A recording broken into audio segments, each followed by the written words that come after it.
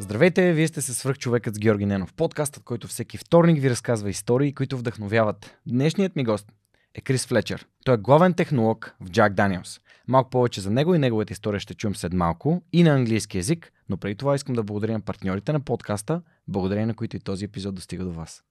Правило ли ви е впечатление колко по-добре чувате Свръхчовекът с Георги Ненов в последната една година? Голяма част от това се дължи на невероятните Децибел. Децибел е българска компания, която произвежда шумоизолационни и акустични материали. Един от съоснователите на компанията е Диана. Тя ми гостува в 329 епизод, от който може да разберете повече за тях. Като слушатели на Свръхчовекът с Георги Ненов, имате възможността да се възползвате от специалната отстъпка и да оборудвате своя дом, офис или студио. Възползвайте се! Преминаването на Свръхчовекът с Георги Ненов към видео нямаше да бъде възможно без подкрепата на Dynaphos. Затова с Монката искрено ги препоръчваме като място, на което можеш да намериш продукти и решения за фото, видео, бродкаст и кинооборудване, както за любители, така и за професионалисти. От създаването си през 2003 година екипът на Dynaphos има една основна ценност – да работи за клиентите и за общността. В техния шоурум или по телефона ще получиш качествена консултация за това как лесно и изгодно да оборудваш твоето студио. Разбери повече на dynaphos.BG. Използвай промокод SuperHuman21, за да получиш свръхчовешка отстъпка. Hi Chris, thank you very much for being in Bulgaria. First thing you do, you'll come to the Superhuman podcast studio. I love that. First thing, right off the plane, straight to the podcast. I'm very happy to have you. Thank you. When I was contacted to have you on the podcast, I was like, this is a great story that is going to allow me to show the people in Bulgaria that there are no small dreams and people can go back to where they are from and fulfill their dreams at the same time. People can have connections with their granddads, just like you had. And it will be, I believe, very interesting story for everyone that's in Bulgaria wondering what is in the life of a person that's working in one of the best known brands worldwide in any industry. So thank you for being here. Yeah, thank you very much for having me. I'm excited to be here. Tell me a bit more about what do you do at the moment. You're a master distiller at Jack Daniels. Yeah, so master distiller and basically oversee the distillery operations, the making of the whiskey. Also, you know, a lot of the quality, you know, and consistency of the whiskey is very important, right? We have to make sure that every bottle of Jack Daniels tastes the same, whether it was here or whether it's back home in Tennessee. We want it to be consistent. We want it to meet the expectation of what our friends want Jack Daniels Tennessee whiskey to be. And so, you know, I have a great team back in Lynchburg, a lot of distillers, a lot of great whiskey makers. So I get honestly too much credit because, you know, it takes a lot of people and a lot of families to make this whiskey what it is. And that's really what, you know, Jack Daniels is all about. It's been over 150 years, some of the same families in this very small town in Tennessee that make this product. How many people are working at the distillery at the moment? Almost 1,000. Wow. You actually are born in Lynchburg and you went to school there, then you went to Technical University in Tennessee to get your degree in chemistry. Yes. The format of the podcast usually is we go back in time to see how did people's lives develop and what were their decisions that they did, like both good and bad, that taught them lessons and paved their way towards success. But before we go to your education, we're going to go back before your education because your granddad, Frank Bobo, was the master distiller for more than 20 years. My grandfather, when I was growing up, was a person that I admired the most. So how did this children's experiences growing around your granddad helped you to develop your own career path, like successful career path? Yeah. You know, like I said, a lot of people have family that work at the distillery because it's such a small town, Lynchburg is, and my grandfather was a, you know, what we would call now a master distiller or a head distiller at the time, really, he was called. And so I was around the distillery from a young age with him, but he retired when I was 8 years old. So, you know, after, you know, I was about 8 years old, then I was not around the distillery anymore, really, until I started working there. And, I have memories of being 5 or 6 years old and at the distillery, but, I was just playing around, and, it's actually a very beautiful space. It's very green, lots of hills and trees, and there's a big cave with spring that water flows from that we source to make our whiskey. So there's, it's a really interesting place, even for a young child who didn't know what whiskey even was at the time. But since my grandfather retired so early, I was around him a lot. So anytime I was out of school, he was retired and available to play or go fishing or whatever it was. And so he became very influential in my life, I think, without me realizing it as a young boy. And so coincidentally, he was also a chemist. So he and I were the only two chemists in the family. And, once you get a little bit older and you do go to university, you realize what Jack Daniel's is and how recognizable it is. And then you appreciate then what your grandfather had done even more. So it was certainly not planned or not anything that I thought about when I was that young. But yes, he was very, very influential in my life. And I think more so now as I look back on it than I realized when I was younger. When I was getting myself prepared for the interview, I read an article which stated that you decided to study chemistry because this was one of the best subjects in school that were like close to you in terms of understanding, probably about grades as well. This is the same thing at Man, because I loved geography and I decided to go and apply for university using the things that were the easiest to me.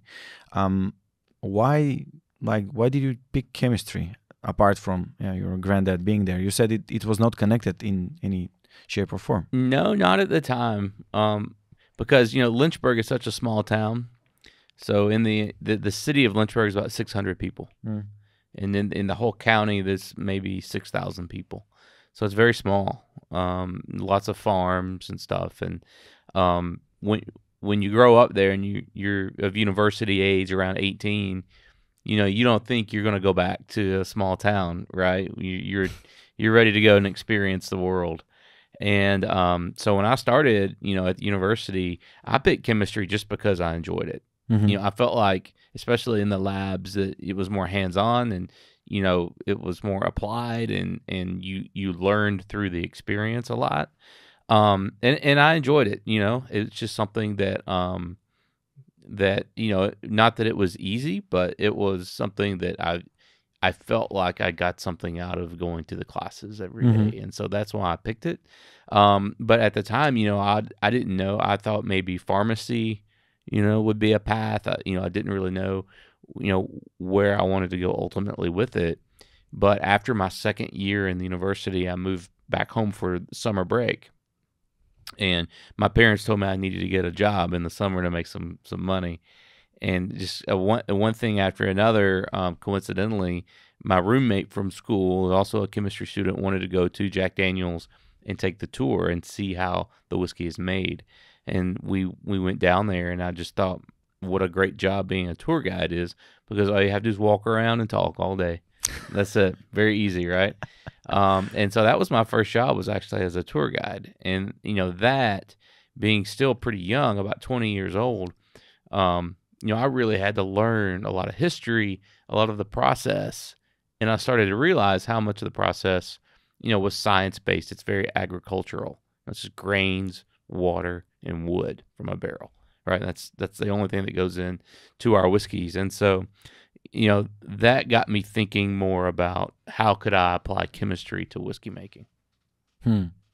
Another story here is that your grandfather gave you a phone to call to get the job. I mean, someone to contact to get this position. Yeah. So a good connection is always useful when you want to get something that you're interested in. Yep. But I have a question that goes back a bit in time. Why did you decide to stay in Tennessee for university? Why didn't you travel to, I don't know, California or Massachusetts or some of the like very big and recognizable institutions? I don't know about chemistry because most of my guests are entrepreneurs and they go for Stanford and, you know. And if you were to have done that, probably the summer job wouldn't be go back to Lynchburg and work there. So how did you decide to go for a close uni in the county? Yeah, a lot of my family went there. My parents both went there. So it's a school that, was familiar to me. It wasn't too large. Lynchburg, coming from a very small town, a university of about maybe 10,000 students. It's not very big. And so, that was good. And, it was affordable, the cost, and the value of the education, I think is very, very good there. So yeah, Tennessee Technological University, that's where I spent my 4 years and was really, really happy. And I think I got a very good education. Yeah. So, after you started your summer job, you did you move back after university? Back to Lynchburg to start your career path in Jack Daniel's, or were there any other steps on the way? No. So, yeah, a couple years later, I finished with the university, and I still didn't want to move back to Lynchburg, to be honest. And so, I was 22 years old, and, I wanted to go, would have preferred to go to a bigger town, and I got lucky at this point, and just the timing worked out really well because the company was hiring for a chemist in the research and development laboratory. And so our company headquarters are in Louisville, Kentucky, which is a little bit north of Tennessee. And Louisville, Kentucky is a city of about 1 million people, roughly.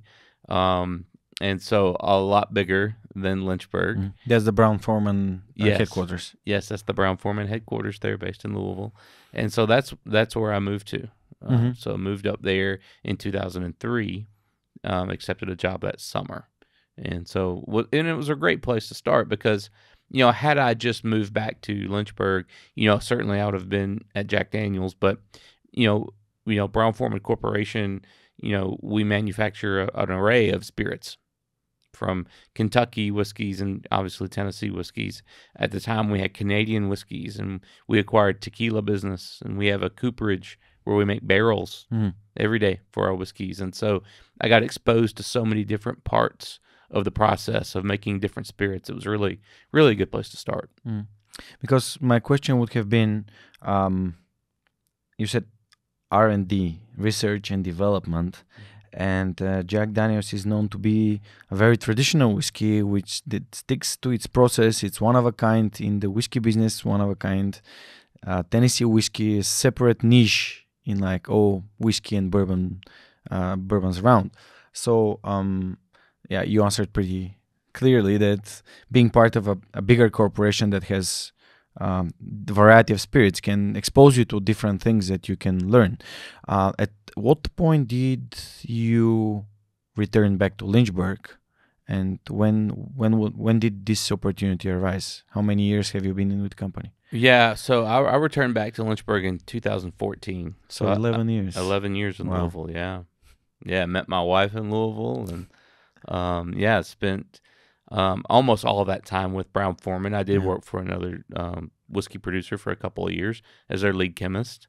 So that was a great experience as well. And so I've really tried to, learn as much as I could, and I've worked in a lot of different distilleries, and I've been fortunate enough to, across, Kentucky and Tennessee, obviously, but also Canada, Mexico, Scotland, I've been able to visit, several distilleries. And so it's something that, as a distiller, there's this common appreciation of people that make quality spirits. And, it's something I've really, really enjoyed. And I think it's very much, there's that level of appreciation that we have for each other and what we do. Obviously, depending on where a spirit is made and the ingredients and their style, it's sometimes very different. And that's okay. But to see other people, kind of dedicate their careers and their lives to producing something that people enjoy, and it brings people together, hopefully. That's kind of I think it's a common bond that distillers share. So moving back to Lynchburg, 2014, you were deputy master distiller. What is it? Assistant master distiller. Assistant master distiller, yes. Yeah, and you've been doing this job for 6 years before you became actually the person that is following his grandfather's footsteps. Yeah. Sadly, he passed away. Did you manage to did he were he able to understand that you were in his position when he was No. around?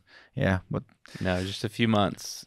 He passed away in January 2020, and I became master distiller October 1st. Was this at any point expected from you to become this when you were appointed as an assistant master distiller or something? Yeah, I certainly, as assistant master distiller, there had never been an assistant master distiller before. So the opportunity to work directly with Jeff, my predecessor, was really that was the reason I moved back. I like Lynchburg. It's a wonderful place to raise my family, and it's very safe. It's very, small town, and it's lots of room to run and play. But what motivated me to come back was to work directly for Jeff Arnett, who was my predecessor as master distiller. And there were certainly no guarantees. I still had to do the job and prove that I could do it. And so 6 years working for Jeff was great. He certainly, I think, managed the role in an incredible way, and I learned a lot from that. And then now to be in the role since 2020, a little over 4 years now, it's a lot of fun because, the whiskey industry globally has evolved. It's evolved within the U.S. and it's evolved outside the U.S. as well. So, right now, American whiskey is still very popular and it's growing. And so it's exciting times for sure. I'm very happy that you answered like this because there's like a mentor-mentee connection that I saw here, and mentorship is probably one of the quickest ways of anyone to get better in what they do. And when I visit schools around Bulgaria and different towns outside of Sofia, because Sofia is like overcrowded with events and opportunities, but small cities are not.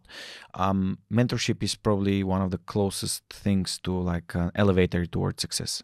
How did you establish such a bond with your colleague, and do you continue to pay forward to the people that are now your assistants and in your team to get them ahead in their own careers? Yeah, I hope so. I try to.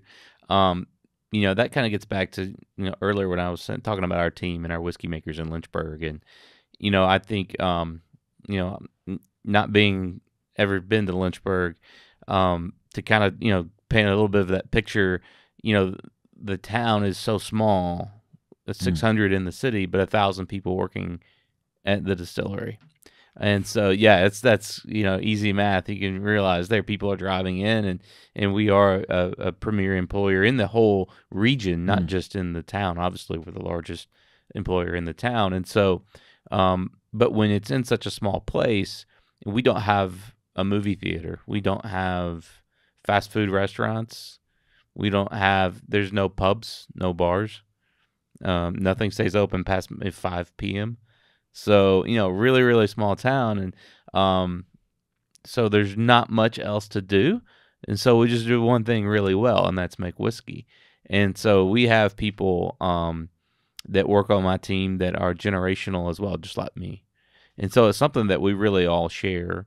And, in my role, yes, I do get to oversee a lot of it, and I get to, make decisions, around, quality or around maybe a new product and innovation or something, which is a lot of fun. Don't get me wrong. I love it. It's a great time, again, to be making whiskey, but it's certainly something that is a team effort. And so I've got a great team of men and women that make our product, make our whiskey, and then do a fantastic job every single day.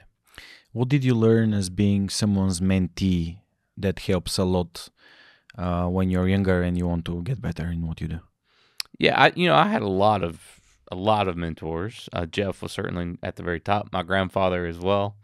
Certainly on the technical side of whiskey making, my grandfather was really the biggest influence. Once I kind of started down the path of a career in whiskey, he was such a wealth of knowledge because the brand Jack Daniel's, the brand grew so much when he was there, and it went from mostly just a regional brand in a certain part of the U.S. to then nationwide across the U.S. And then eventually, before he retired, it started to be distributed outside the U.S. We didn't export any whiskey, though, until 1984. So that's, not very long ago, really, when you think about how global the brand has become. And so the growth that he saw, over that time, and what he could remember from that time of having to, expand and add things and do more, but also maintain the quality and the integrity of the product. He was a phone call away for so long, until 2020.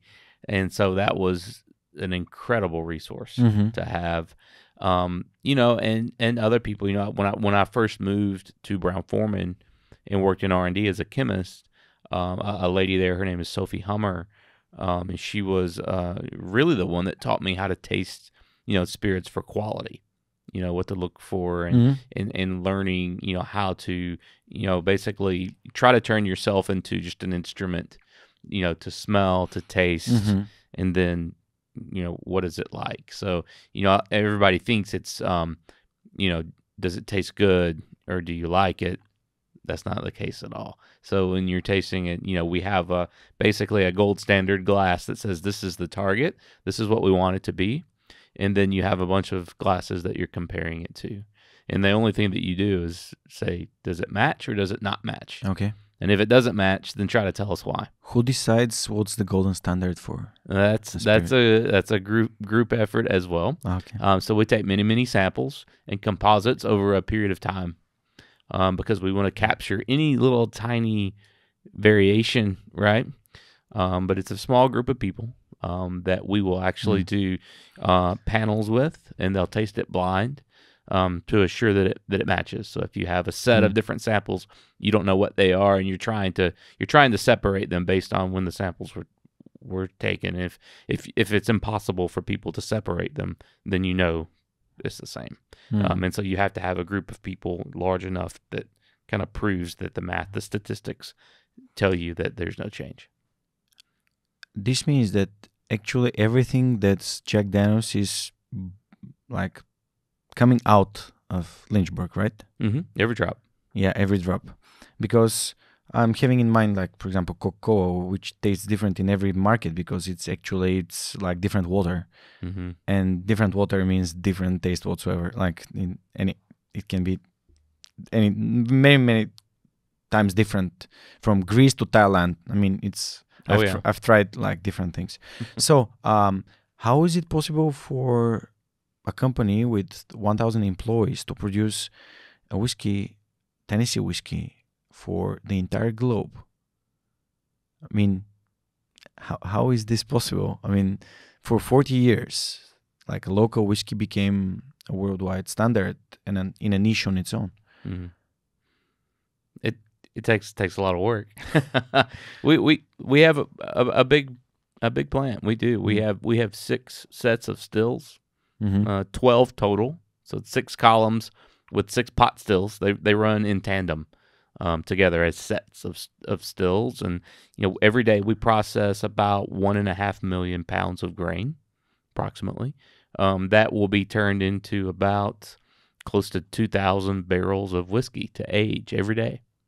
And so it's an operation. Yeah, that's what I say.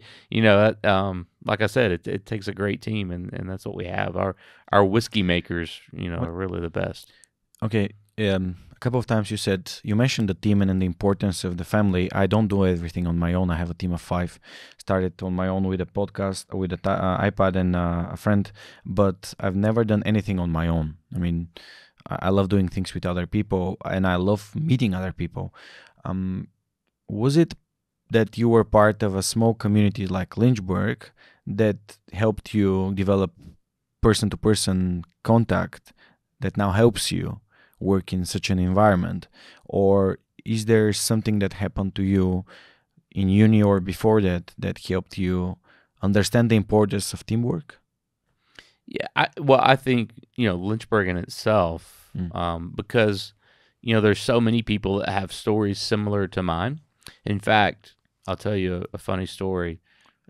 Several years ago, the Human Resources Department hired a consultant to do a study on nepotism It's people that work together that are also related family, which maybe in some cases can cause problems. And I think at the end of the study, it was like almost 70% of our employees were related to another employee. So it would, basically it would have closed the entire factory down had we tried to, enforce some sort of nepotism policy. And so if you think about that, and growing up in that environment, there's a lot of pride that the families in Lynchburg have to share our product around the world. And because, we're taking water from the cave spring at the distillery, local water, and grains, corn, rye, and barley. And then, obviously fermenting that mixture, distilling it, and aging it in barrels. So you've got the oak barrel, and that's it, right? And so, you can think, 1 year to the next year, maybe the barley harvest is a little bit different. But we have to make sure we can compensate for that. And our team, our whiskey makers, can adjust to make sure we're making consistent whiskey. And so there's all these things, every day, there's something that may pop up you don't know. And so, that feeling of family is very, very real. Just because, it says Jack Daniel on the bottle, all the families that have a hand in it, though, take pride, and they kind of see a little bit of their name and their family name on there too. So. I was working in Lufthansa Technik until I was 33, 32. And a lot of my friends at some point say, okay, I've been working for this company for so long now. I don't feel that I have an impact. I don't leave anything behind me. And what you were explaining is basically people put so much pride in like stamping Jack Daniels on it, which is done like in a traditional way, with your own water, with your own know-how, and with your own hands, like as a community. Sounds like a pretty good legacy to me, like recognizable worldwide. Is there a thing that you've learned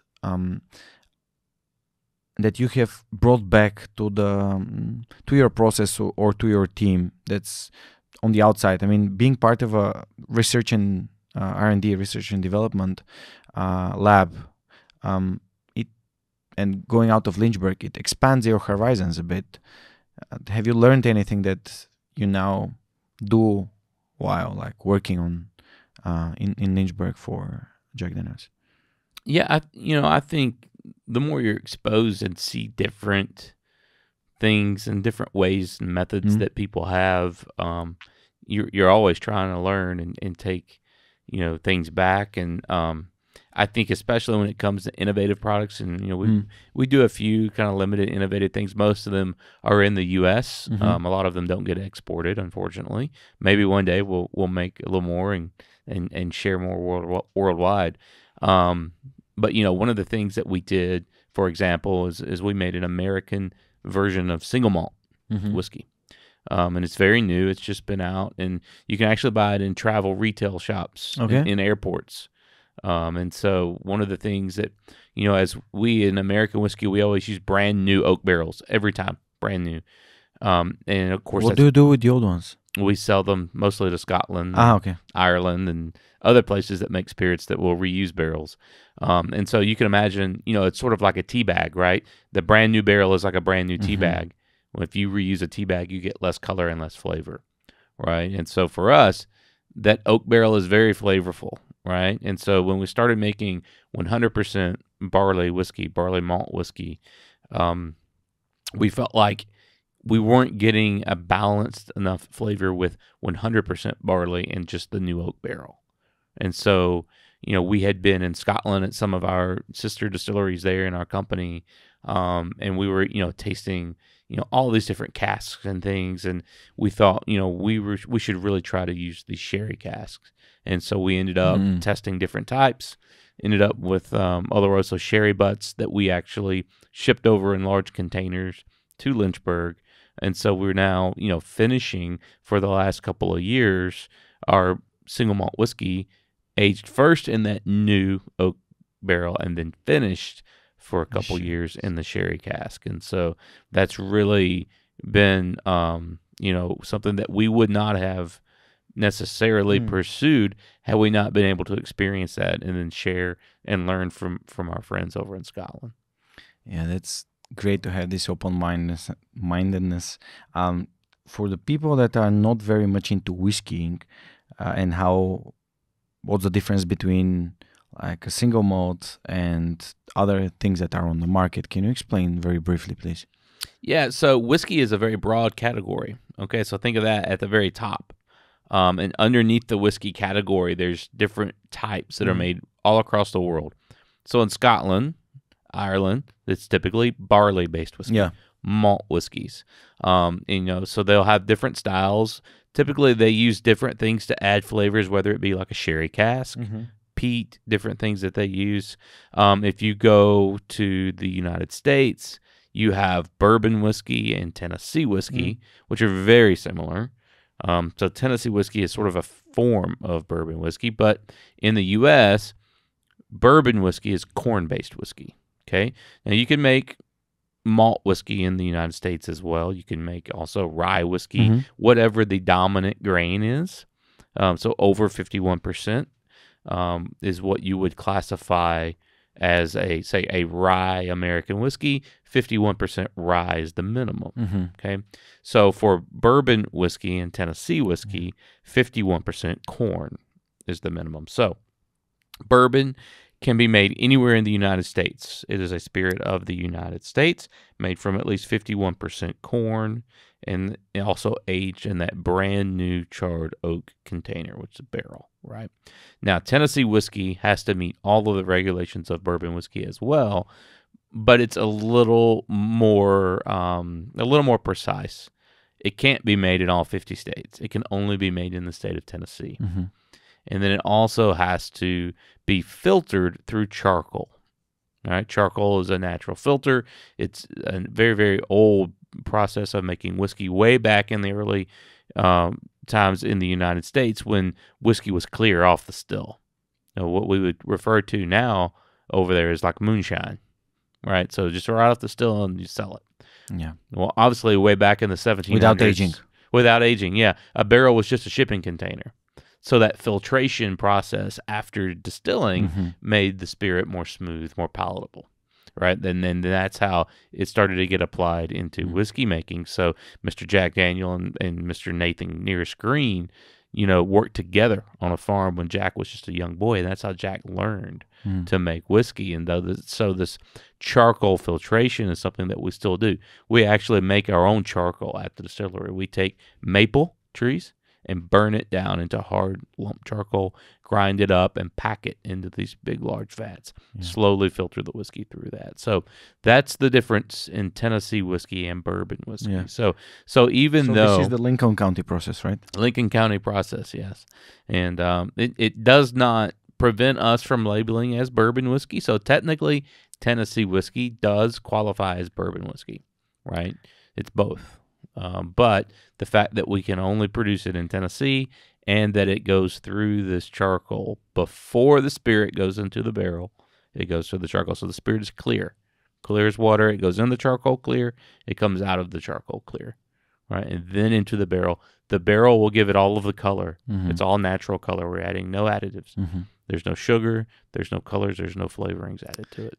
And when I was a kid, growing up around my grandfather, in Bulgaria, the spirits that are being prepared, they are drinked in a different way and prepared in a different way.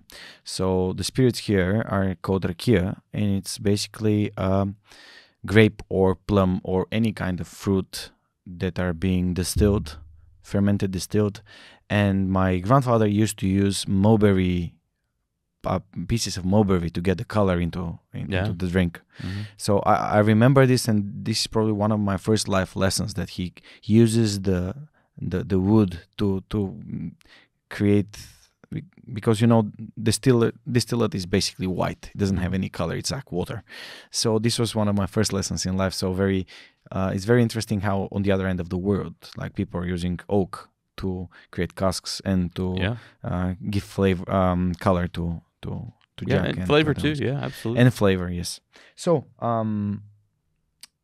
one thing that was very interesting for me was because of the small city that Lynchburg is.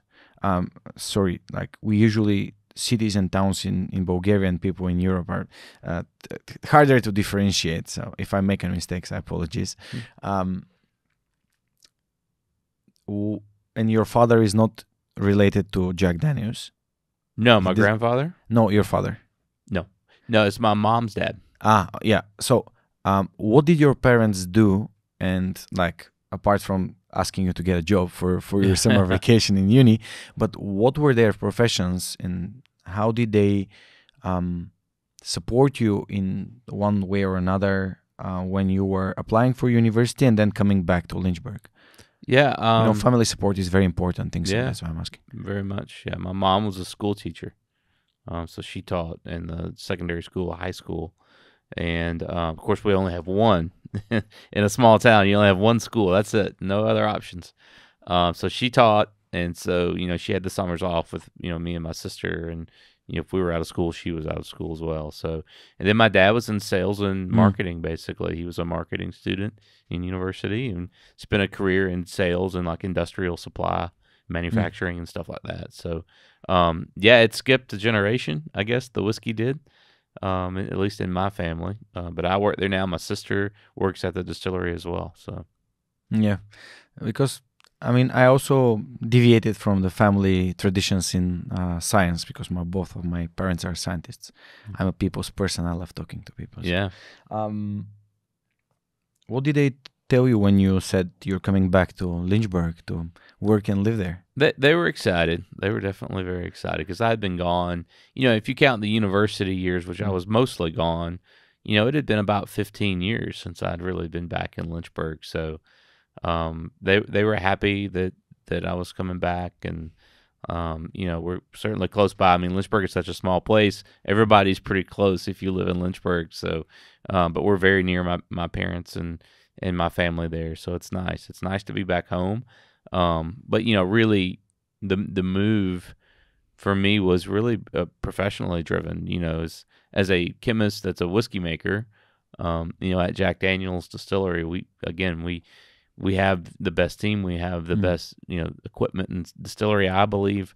And it's such a super traditional method of making whiskey that we uphold. So as a whiskey maker, and that being what I wanted to do, when an opportunity was there for me to go back home, yes, it was nice to go back home, but it was really about, going back to work at the distillery. There's a process that while I was doing my research, I found it's called grain to glass. Is this the process of controlling every single thing that happens on the way from getting the resources that later on transfers to a bottle that got poured, like liquid that's getting poured into a glass, and people enjoy it all over the world. Yeah, we want to control everything we can. This is the philosophy. Can you tell us a bit more about it? Yeah, so for us, once grain comes into the distillery, we have contracts with companies and, farms that produce the grain for us. We don't grow our own grain because we need a lot. But once it comes in, it has to meet our specifications.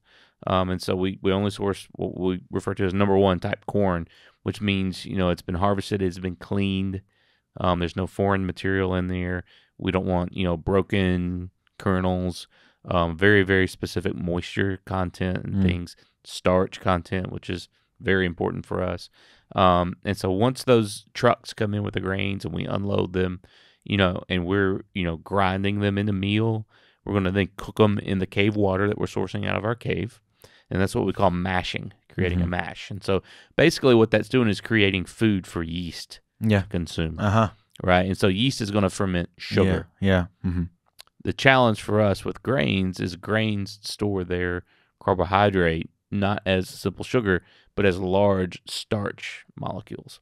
And starch is a lot of sugar just all stuck together. And so one of the things that I'd really love to talk about is using the natural malted barley to break down that starch. So we use a minimum of 12% malted barley. So the Tennessee whiskey recipe is 80% corn, 12% malted barley, and only 8% rye. Just a little bit of rye for a little spiciness. And so that 12% malted barley, that malted grain has just been sprouted, right? The seed is barley. Malt just means that it's been sprouted. And when it sprouts, it naturally, Mother Nature creates the things that break down starch. They're called enzymes. And so this is a really old-fashioned way of doing it. We don't have to do this anymore, right? We could use chemicals and things, right, and shortcut it. But that's not the way my grandfather made whiskey.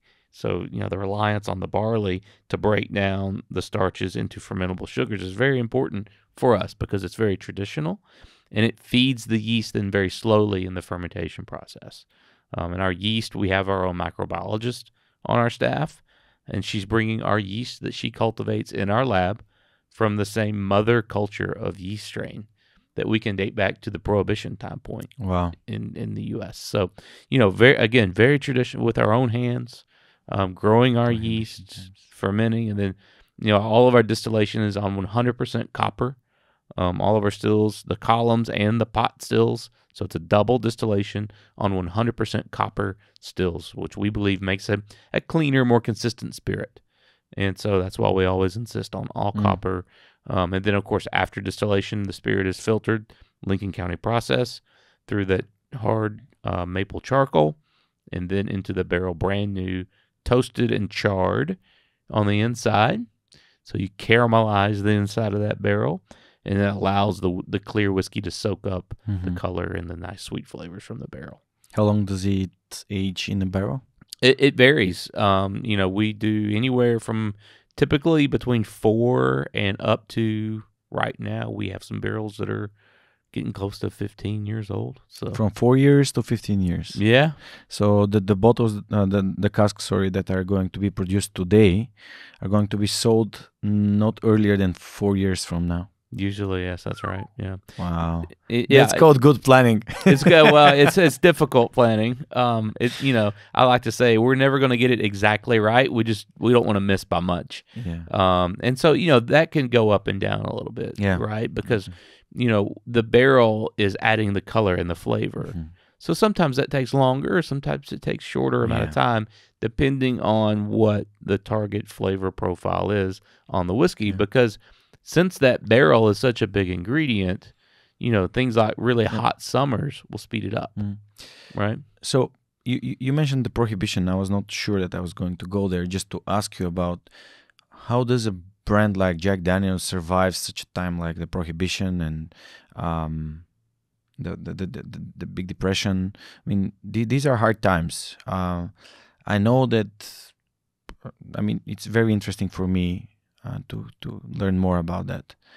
I mean, what do you think? I mean, how did this 150-year-old company manage to go through like such times? Well, we struggled. We actually closed completely during Prohibition. So Tennessee, being in the kind of the southeastern United States, was actually ahead of the time and started Prohibition early. Yeah. Yes, before federally it was about 1913, I believe, that the Congress passed nationwide prohibition. Tennessee started in like 1911, right? Somewhere in there. 1909, between 1909 and 1911. And so, basically what happened was the family at the time tried to move the distillery around, move barrels to maybe bottle them in other places, moved it into another state, Alabama, moved it to St. Louis, Missouri, trying to escape. But eventually, 1913, nationwide prohibition closed it. And so we didn't make any whiskey in Lynchburg from about 1909 until 1938. Wow. So federally, prohibition was repealed in 1933. Tennessee didn't repeal it until May of 1937. And then we didn't rebuild the distillery until November of 1938. Does this mean that the county itself is not very much supportive, in terms of like spirits and such a field? I mean, it's interesting. Why is your own county that you're spreading its name around the world, like was in such a position? I mean, it was the state, not the county, the state of Tennessee. The state. Sorry, the state. Yes, my bad. That prevented it. Yes, it's the southeastern United States. Even still today, there's many counties that you can't buy spirits in at all. In Really? fact, in Lynchburg, you can't buy any spirits. In Lynchburg, No, the place illegal. the motherland of Jack Daniels. Yeah. The only place you can buy any spirits in the county is at the distillery in our bottle shop. You can only buy our whiskey. There's nowhere in the county that you could buy a bottle of vodka. Or beer? It's illegal. Beer's legal because it's not distilled spirits. It's not spirit. Yeah, sorry. Yeah. In Bulgaria, because everything goes under alcohol. Is it alcohol? Is it? Yeah. Okay. Well, that makes actually a lot of sense, right? Yeah. Alcohol is alcohol, right? It's just how much water is with it or not is the only difference. Yeah, and my next question would be, I mean, nowadays people are more and more aware about alcohol consumption because, I mean, I have my my other dark sides would be like gaming and like losing the time while my father is like smoking and people are also drinking. What do you think about responsible drinking? How do you address people that you talk with that are like concerned about it, or in a way, what would be your personal stand on this, like people to drink responsibly and not drink and drive and stuff like this? Yeah, absolutely. I think you're exactly right. First of all, we obviously want people to enjoy our product, but enjoy it in a responsible way, right? So they can enjoy it for years with friends, with family, and I like to think that our product brings people together. Maybe from very different backgrounds, and maybe they believe in very different things outside of whatever environment that they're in. But if they are in a pub or at home and sharing a bottle of Jack Daniels, hopefully they, can find that common ground and can enjoy our product. And certainly responsibility messaging will be in every public-facing advertisement that we do. It's something that our company takes very, very seriously. And obviously, we want people to enjoy our product for years to come. So moderation and responsible consumption is always a priority for us. I have a couple of sponsors that I want to mention because they've been supporting the podcast for the last years and years. And one of them is it's called SuperHosting. It's a local web hosting provider. They are usually very interested in the importance of having a website. I mean, what is your personal stand on like Jack Daniel's being such a popular brand that probably it wouldn't need a website, yet it does have a website. So why is it important for a business like Jack Daniel's to have and maintain a good-looking, great website? Well, I think, it helps us tell our story. I love to, as you can probably tell, I like to talk about making whiskey. And when you put it on a website, you can see video, you can see our product, you can see the charcoal mellowing Lincoln County process, which is very hard to describe on a podcast. But when you go to jackdaniels.com, then you can see the actual process. So I think, being able to, you can't taste it, you can't smell it, but you can see it, you can hear it. So I think a nice website is, and let me be clear, I can take zero credit because I'm very bad with technology. My wife has to teach me how to use my iPhone. So. All right. Thank you, SuperHosting, for supporting the podcast. And my next sponsor is actually a US-based company called Yotpo. They do retention marketing, and one of their R&D centers is here in Bulgaria.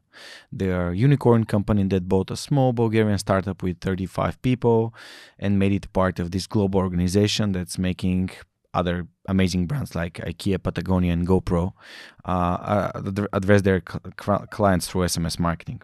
Right now, they're doing everything.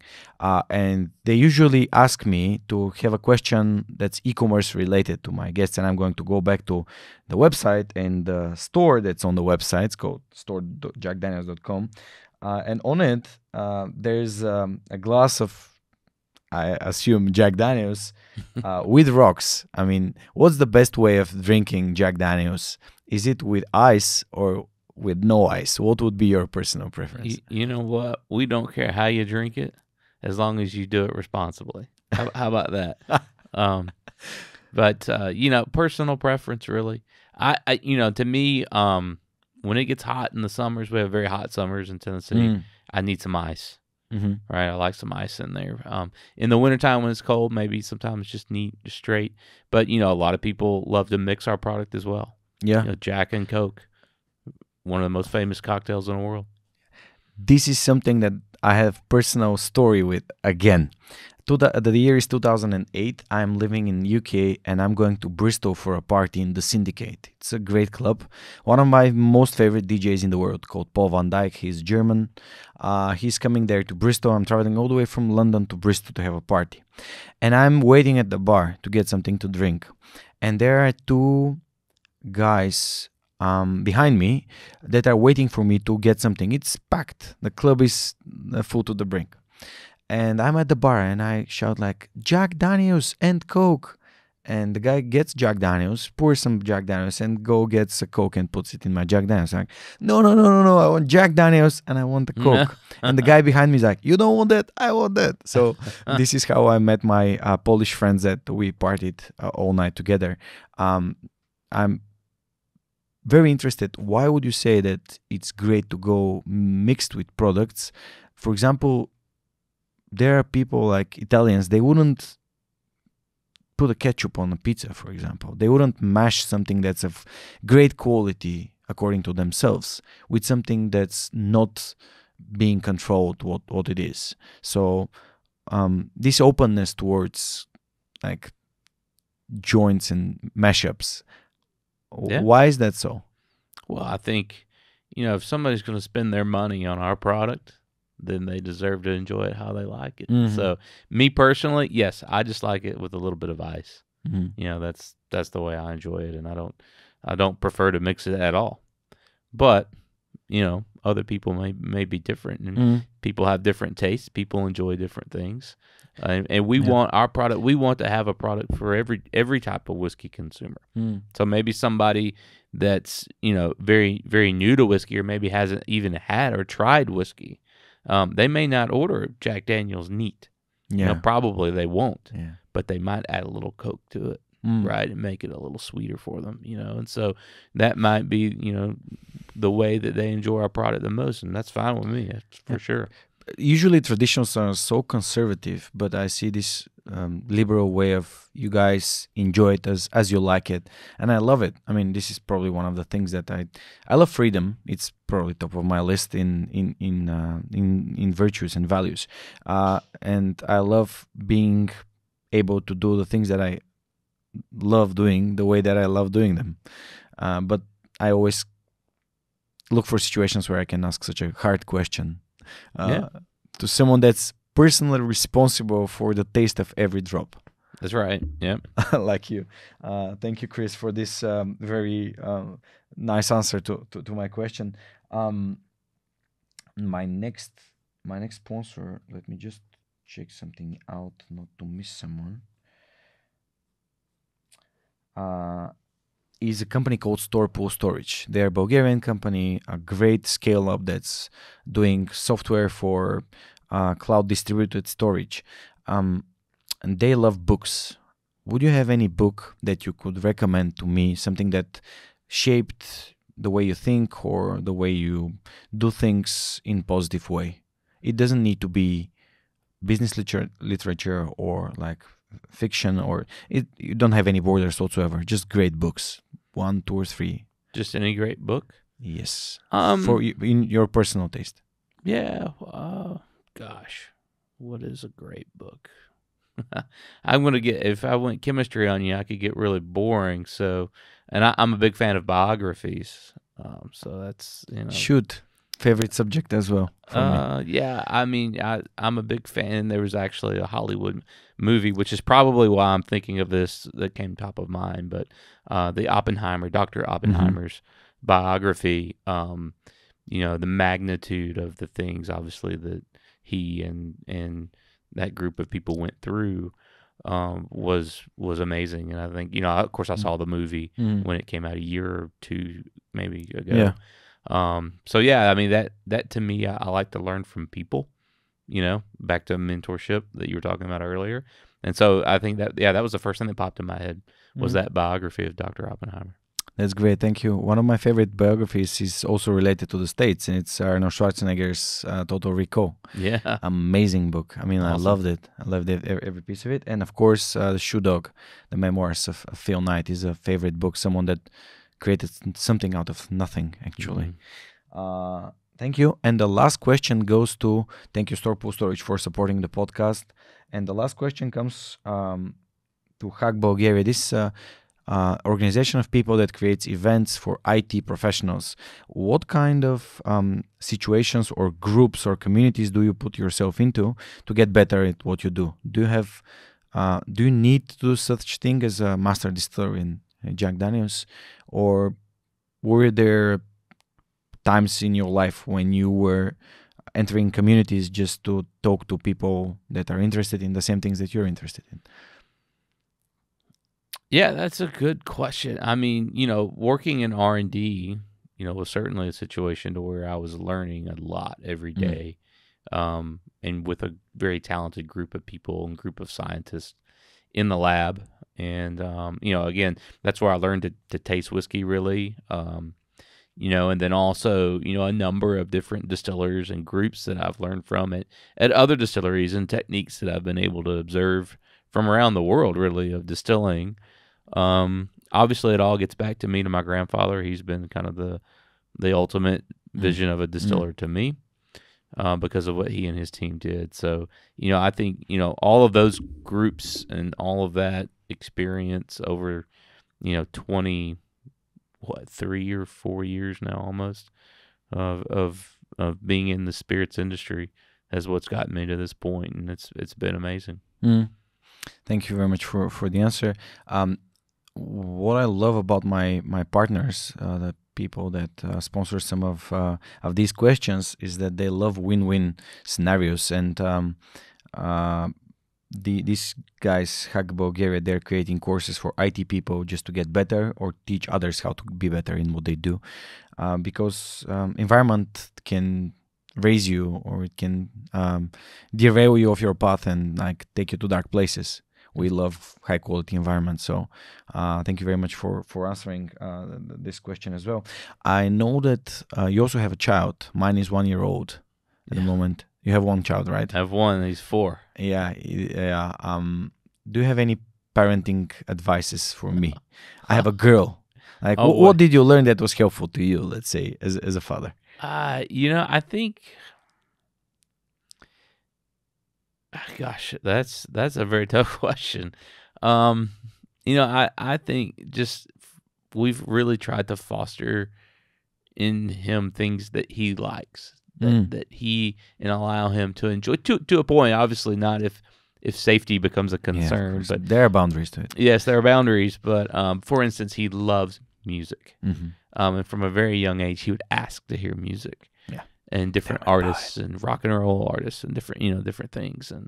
And so he continues, I mean, even now when he was, I think 3, almost, I guess about 4, he took his first little drum lesson, very basic. And, he loves guitar music and, playing with guitars at home and things. And so I think, whatever is an early passion for your daughter, really try to foster that, because it's just as fun experiencing it through them.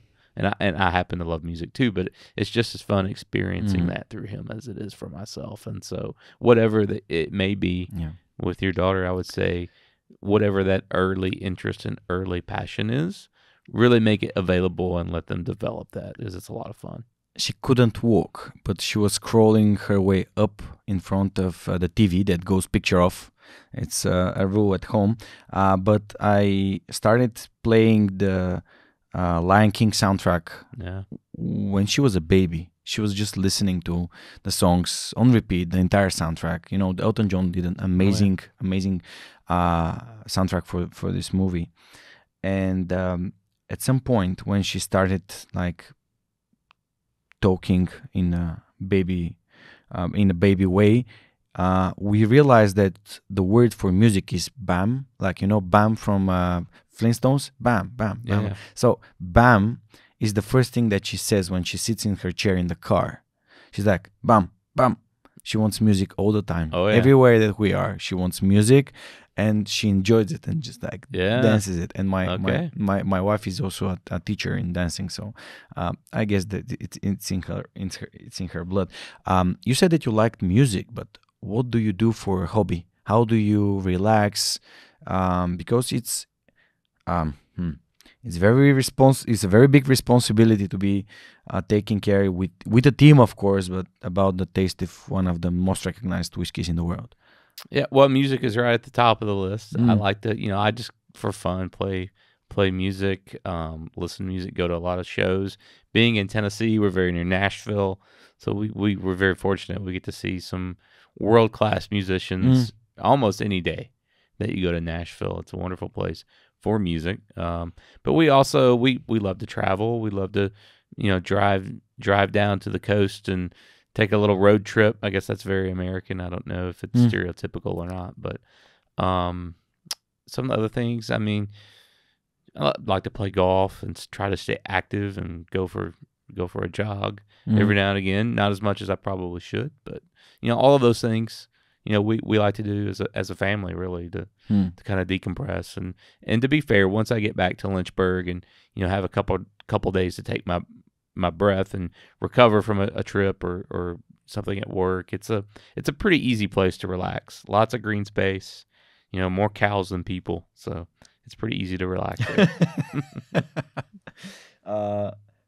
Do you like any sports in particular? Yeah, well, I love golf. Great sport, global game. Football in America, American football, but I've always been in the U.S. University sports are very popular, especially in the Southeast. They're very, very popular, and I've always enjoyed that. Just kind of the history of the schools and kind of the old rivalries and things. I've always enjoyed college athletics, whether it's football or basketball, baseball. Very American sports, but. And Bulgarian people are very interested into some of the sports like hockey, basketball, and for sure, hockey and basketball, American hockey and basketball. I personally have a preference there. I mean, Steph Curry changed the game. This is the person that I follow. And we had a Bulgarian last year in Sacramento Kings, but he decided to go back to play in Europe because he was only a bench player there. He was MVP of the EuroLeague. He did not get enough chance to show what he's got. But now we have a very young prospect, very nice young prospect in Villanova. Okay. That you mentioned. The college is one of the best basketball universities in the States. So it's good to hear. I mean, you said that it's stereotypical to have a road trip in America, but generally the distances are so big that every time you're going out of Lynchburg, it's probably a road trip because it takes it takes very long. This is true. My next question would be, because there are two distinct new products that arrived in the on the market last years, Jack Daniel's honey and the apple. At what point did the company decide to try different flavors for such a traditional whiskey? I mean, you said that you were aiming at the sweet spot of taste, but these are totally new products. Yeah. And the single malt, of course, goes along, but single malt is single malt. This one is additionally flavored whiskeys. Yes, it's flavored whiskey. So it's sort of like making a cocktail in a bottle. So you have whiskey, but you have other ingredients, like a liqueur. And so the honey, it has molasses and honey and chestnut extract and things in there to make it very rich and flavorful. And the apple has 3 different types of apple in it. And so a lot of those flavors that you get from those products are in the whiskey. And so you're amplifying those natural flavors, right? And also sweetening them up. So again, this is a product that we believe will bring people into the whiskey category. And so, someone that might not go order, the Jack Daniel's Old Number 7, but they may, with the honey added, be willing to give it a try. And then they realize that it doesn't really burn and they can sip and enjoy it. And so, these are really basically pre-mixed versions of our whiskey and a liqueur together. And so they've been very, very popular. In fact, the honey is the number 2 most popular product we make. So it's extremely popular and people love it. And it is very rich, very complex, and you get the finish of the whiskey in the back in the aftertaste. Yeah, I did not prepare myself very well because I would have brought a Bulgarian honey for you to bring back home. Okay. I'm not sure that you're allowed to, because I know that import of food into the US is a bit regulated. But make sure you try some like a real good quality Bulgarian honey if you have time to, because we still have traditions in the field, and a lot of people are beekeeping, which is great. And you helped me a lot because I was about to ask you about a legend, the legend of old number 7. Sorry, and my lucky number is 7 as well.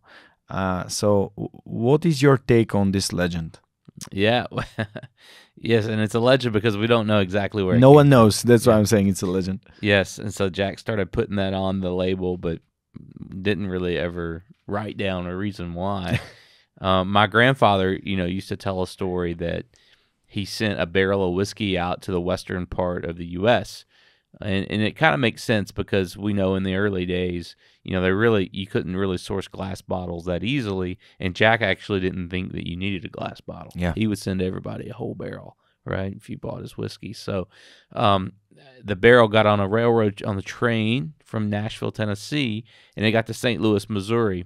And in St. Louis, it had to make a transfer to the number 7 train to go on go on west.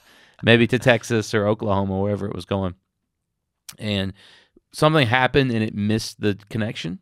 And it ended up in storage at the railroad. And so the bartender got angry and wrote a letter back to Jack, and I don't have my whiskey. And so Jack said, I'm going to send another second barrel for free. This is on me. And so, again, from Nashville, it gets on the train to St. Louis. Again, it has to transfer to that number 7 train, and they mark it with a big 7. And the same people that were doing the transferring and the inventory for the rail cars realized that they misplaced that old barrel. And so they went and they found the one. Because they're similar. Because they're the same, exactly. And so now they've got 2 barrels with a big 7 written on them, and we're going to send both. Well, they just said, well, this is the old barrel, this is the new barrel, and they sent both barrels on. And so the bartender supposedly wrote another letter back to Jack a few weeks later and said, I want to buy a 3rd barrel, but from now on, I only want old number 7 because they're better than the new number 7. It's not as good. And so Jack said, don't worry, they're all old number 7 barrels now. So that's what Papa would say if he were sitting here. Aging for a couple of weeks. Right, a couple of weeks, yeah. Yeah, depends on how quickly do the telegrams or the posts travel. So back in the days. That's a tradition and a legend that even ChatGPT couldn't answer for. I mean, this story is not present here in my list. Yeah, well, they didn't ask Papa, I guess. That's the problem. Yeah, when you have a personal connection to such a historic place, I mean, it's great to have a source that has been there himself. As we started the podcast with, it's the first time that you're in Bulgaria, and from the airport directly to my studio. What is going to happen in Bulgaria? Why you're here? I mean, what do you know about Bulgaria? Well, this is my first time, so I'm still learning, very much so. But we're gonna spend some time here with our distribution team in the country, and we've got a great team, and we're excited to continue to grow our Tennessee whiskey here in Bulgaria and get our product out to more and more people. So it should be a great couple days. Mm-hmm. There are also two new products that you are going to premiere in a way here in Bulgaria. Can you tell us a bit more about them? Yeah, so we started this new bottled and bond lineup of whiskeys at the distillery. And so we're excited to start bringing that around to the world. And the bottle and bond designation in American whiskey, in my opinion, it may be the most stringent regulation amongst whiskey production in the world. Okay. Because not only do you have to start with a straight form of American whiskey, which means you have to use that brand new barrel every single time and all the things that go into making a Tennessee whiskey or rye whiskey, whatever the case may be in the U.S., you also have to follow 5 additional rules. And one is you have to disclose exactly where the whiskey's made, a single distillery, which may sound simple. But in the U.S., you could walk into a large spirit store and see hundreds of different bourbon brands that come out of only about 8 distilleries. So there's lots of blending and buying of spirits and different brand names, but there's not a lot of different whiskeys. So it's actually really, really, I think, important now to disclose everything to a consumer that's going to, buy your product and consume it, that they know exactly where it's made. And so that bottle and bond regulation right away, I think, is really, really an important one for Jack Daniel's. Secondly, the whiskey has to be made within a certain season. So it's almost like a vintage date, right? So every year there's 2 seasons in whiskey, spring and fall. Okay. Right? Spring season is January 1st until the end of June, just the first 6 months. Mm-hmm. So fall is the second half of the year, July 1st through the end of the year. So you can't mix different ages of barrels, right? It has to be within those 6-month seasons. So, you can't take a really young whiskey and add a little bit of darker, older whiskey to it to make it seem older than it actually is. And then the barrels have to be stored in a bonded warehouse, which is kind of boring, and quite frankly, it's boring in the U.S. too, because a bonded barrel house is just where the barrels sit. And the word bond means that we are bonded to the government to pay tax. Yeah. So extremely boring, but extremely important. Been in logistics, I know what's bonded warehouses. Yes, exactly. So that's an easy one. Everybody has bonded storage in the spirits game in the U.S. Minimum aging is 4 years. And I told you earlier, sometimes we go all the way up almost to 15 years at this point. And so that's a pretty easy one for us to do as well. And then the last thing is 50% alcohol by volume. So it's fairly strong. So it's 50% whiskey, 50% water. Usually, this one is 40.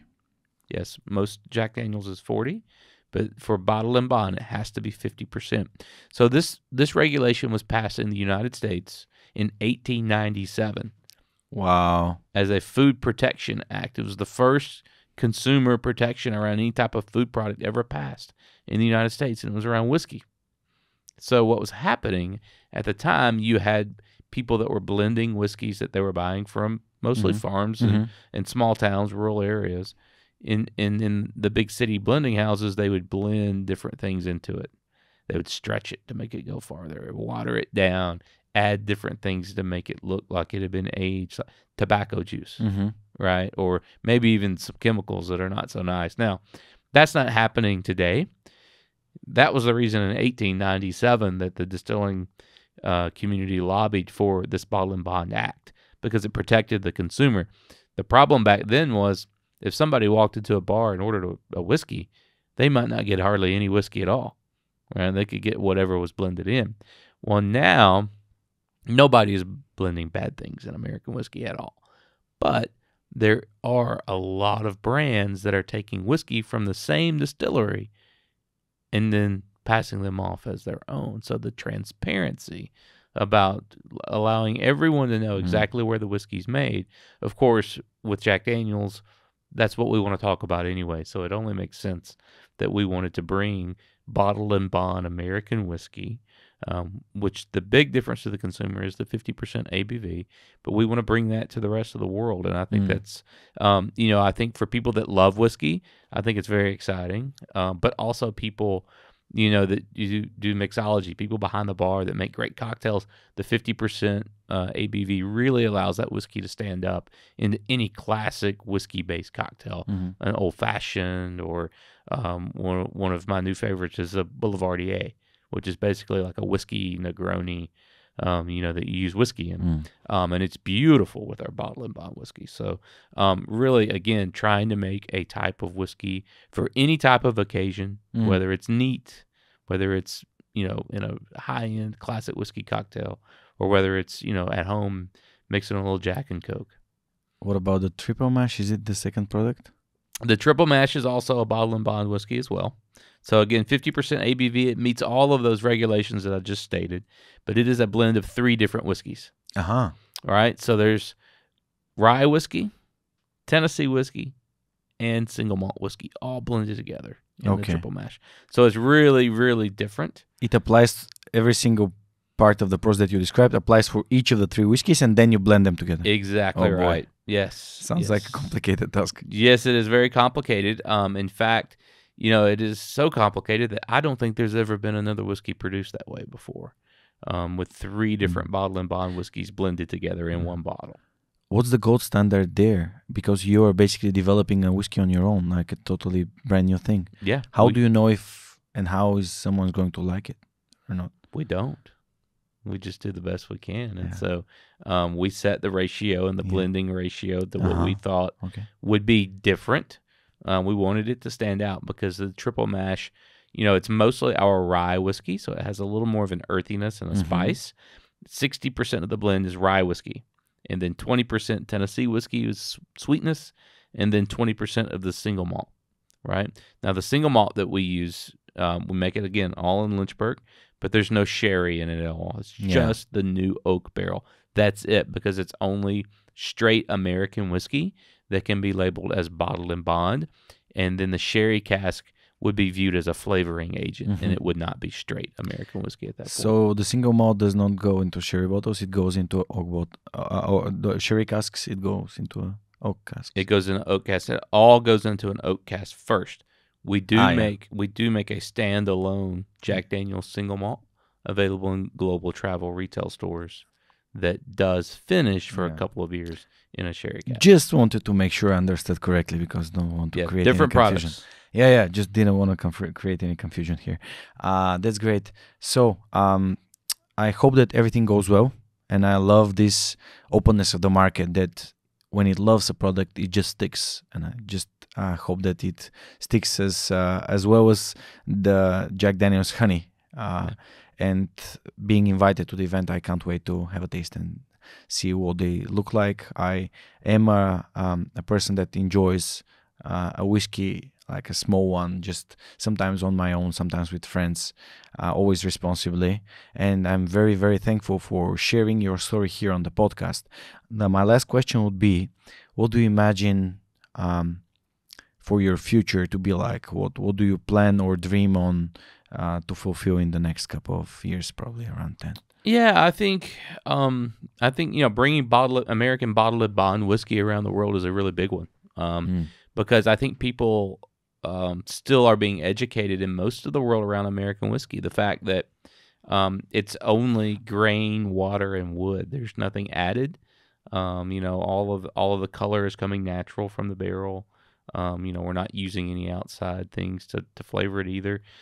So there's this kind of natural agricultural aspect to our whiskey. And so I think the bottle and bond whiskey really kind of doubles down on that and helps us tell that message. So I think that's going to be very exciting. And, we're going to continue to innovate as well. So there'll be other new things that will come.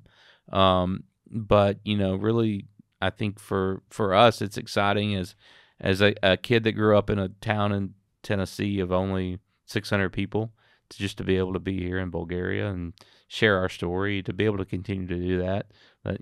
That's amazing. So I look forward to doing more of that. Thank you for being here. I have plans of making the Superhuman podcast around the States because there are a lot of also very successful Bulgarians that are developing businesses and doing things in the States. So Lynchburg goes in my list, place to visit. All right. To see the museum. I've already seen some pictures, and It looks like a very interesting place to be at. So I'm very happy to have you here. Any final words? Anything that you want to say?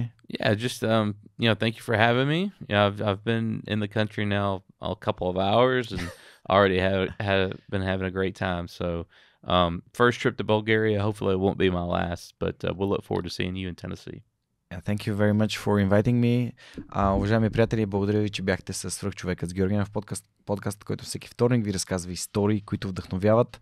На гости ни беше Крис Флетчър, мастер дестилър или главен технолог в Jack Daniels, в Линчбърг, в Тенеси, в Щатите. Изключително благодарен съм за това, че прие моята покана и се надявам, че този епизод ви е харесал. Пожелавам ви една изключително спорна седмица и ще се видим следващата седмица във вторник, когато Свръхчовекът с Георги Ненов ще ви разказва още истории, които вдъхновяват. Чао, чао! Надявам се, че последните 2 епизода са ви били интересни, защото възможността да си говоря с хора като главния технолог на Jack Daniels и съоснователя на Yotpo са невероятни възможности за мен да стъпим не само в българския, ами и в пазара на световното вдъхновение. С такива готини хора, които имат наистина свръхчовешки истории, е удоволствие да се разговаря. Искрено ще се радвам да получа вашата обратна връзка. Дали тези епизоди са ви харесали. Надявам се, че новата 2025 година ще ви донесе здраве и увереност, за да действате смело по своите собствени мечти и да вървите с увереност по вашия собствен свръхчовешки път. Ще се видим още първия вторник от новата година, когато Свръхчовекът с Георги Ненов ще ви разказва още истории, които вдъхновяват. Весело посрещане!